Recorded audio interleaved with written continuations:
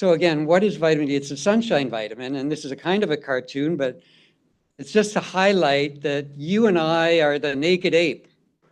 There's evolution that happened through life, and actually what you're doing right now is very unnatural. You're probably sitting there at your laptop, and you're wearing clothes.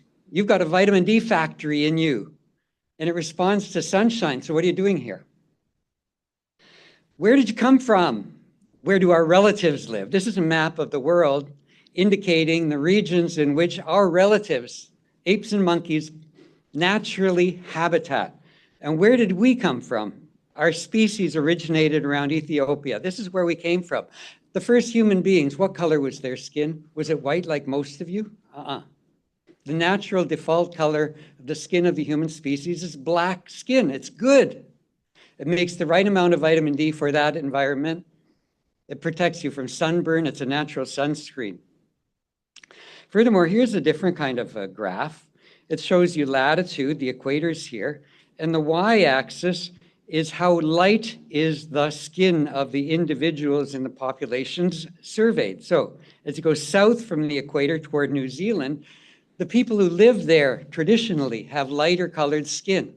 And of course, as you go northward in the world, you can see that the people who traditionally live, let's say 60 degrees latitude in Scandinavia, Swedish people, they have white skin. Why on earth would skin get whiter when you move north or south in the world? Isn't it healthy to have black skin? Well, the skin is, of course, the place where vitamin D is made. There's melanin deeper down in the skin. There's a different pathway to synthesize cholesterol within the skin. It's not the same pathway that is used by the liver to make cholesterol. In the skin, cholesterol synthesis goes via a compound called 7-dehydrocholesterol, which is an unstable molecule. So while your skin is synthesizing the cholesterol that it naturally needs, it goes through a stage where ultraviolet light will break it. It'll break open the steroid, and you have what's called a secosteroid, a broken open steroid molecule, which through non-enzymic means becomes the compound that you and I recognize as vitamin D. You can acquire vitamin D from the food that you eat, but even in fish, they acquire their vitamin D essentially via sunshine through the zooplankton that's closer to the ocean surface that the fish are eating. So biological vitamin D comes from life that we consume, and actually we don't consume very much vitamin D. Okay, you can say, well, how about Scandinavians and Eskimos who are living in sunless climates? Well, how much fish do they eat? They are a fish-eating culture, and they eat thousands of units of vitamin D in the fish. But how much fish did you eat? Did you have a pound today? Sorry, you don't have enough vitamin D in your diet. You go out into the sun, okay, you've got this factory making vitamin D. How much sunshine do you need?